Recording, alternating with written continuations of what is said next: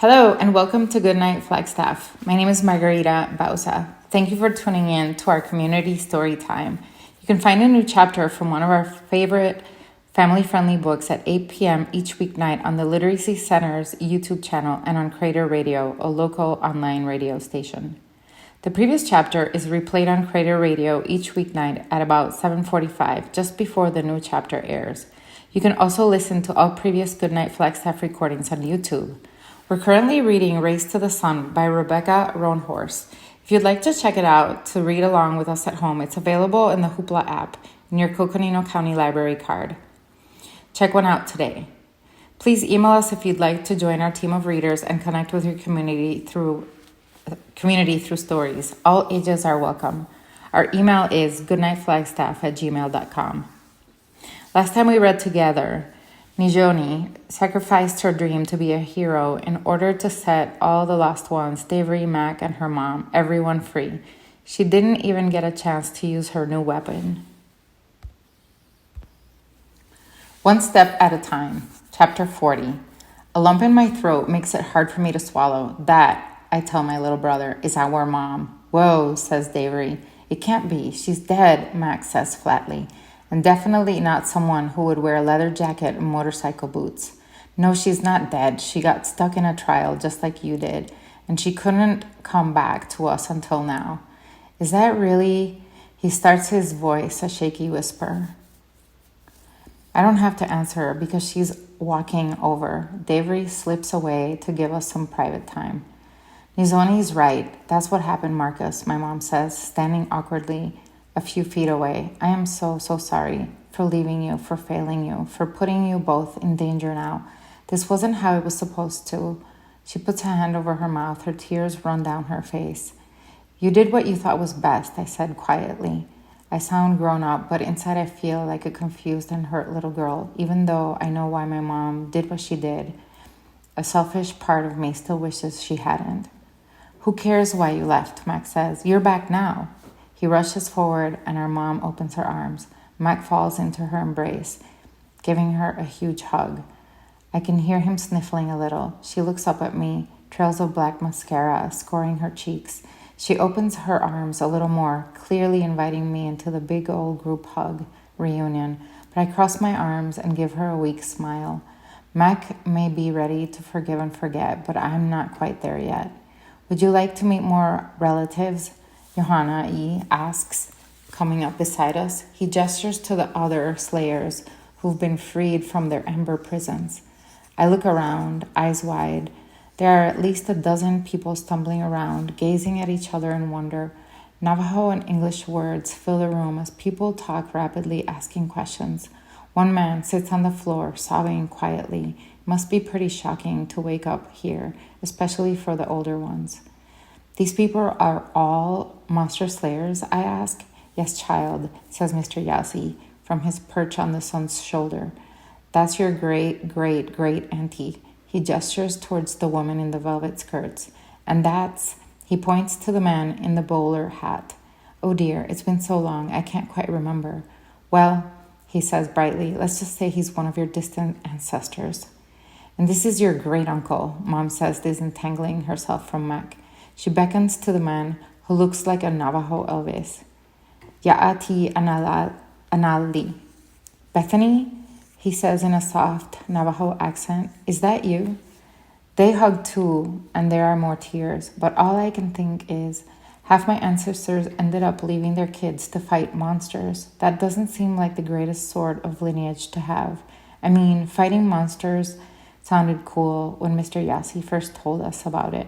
But now that I see how many people in my family went missing because of it, I'm not so convinced. Or maybe my family is just not very good at it. What are you thinking, Nizoni? Mr. Yasi asks. You look upset. Wasn't this what you wanted? It is, I admit, with a heavy sigh. But it seems unfair that so many of my relatives had to bear the burden of fighting the monsters. Why not somebody else's family? A good question, Nizoni, Yohani says. The Diné have always been warriors, have always fought against the monsters who would seek to destroy us and our way of life. But the monsters are many, and warriors like the ones in your family are fewer than they were before. We don't always win, Mr. Yahtzee says, but we always try our best. I guess I just wish that sometimes they would have loved their kids a little more and fought monsters a little less. Is that selfish? Mom turns to look at me, and I flush, embarrassed.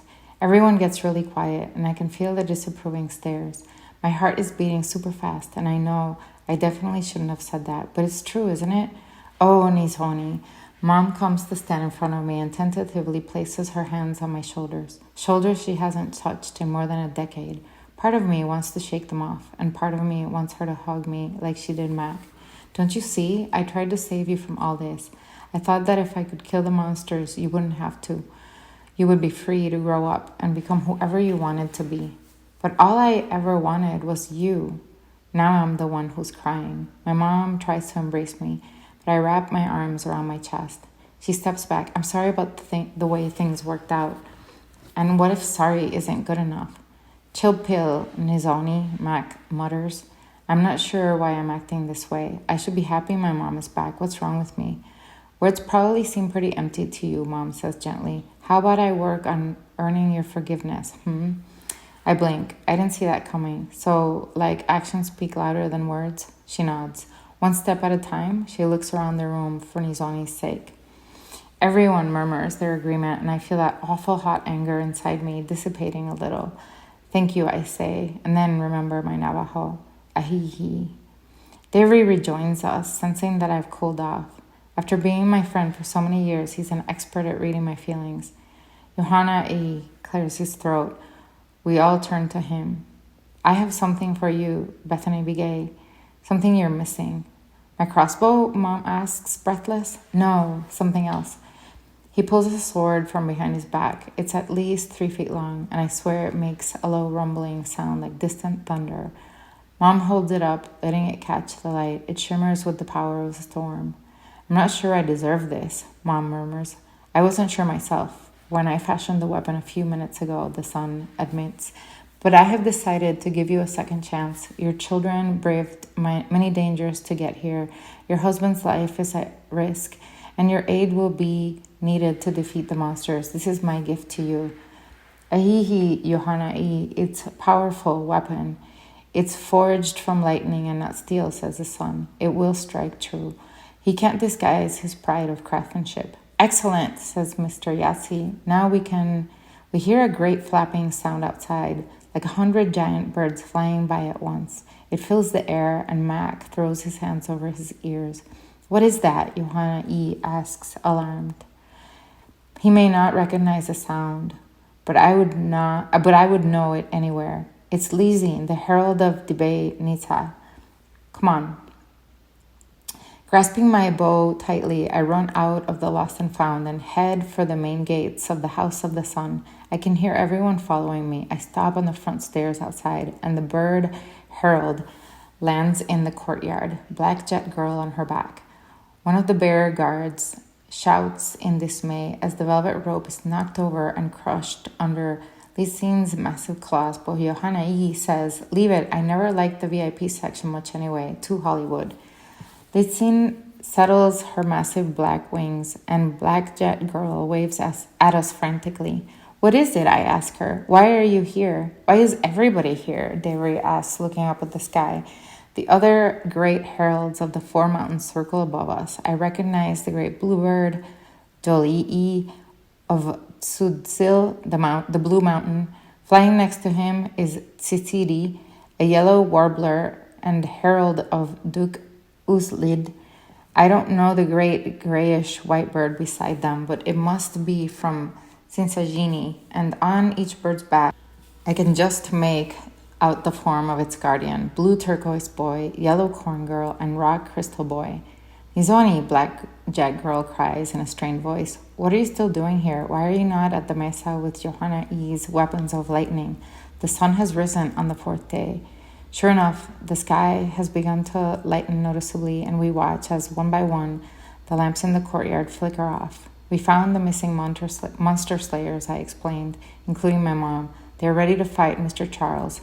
It's too late now, Black Jet Girl says, her voice anguished. The sun is up, and all the monsters are already free. Thank you for tuning in. Join us next time for Chapter 41, of Race to the Sun. Good night, Flagstaff.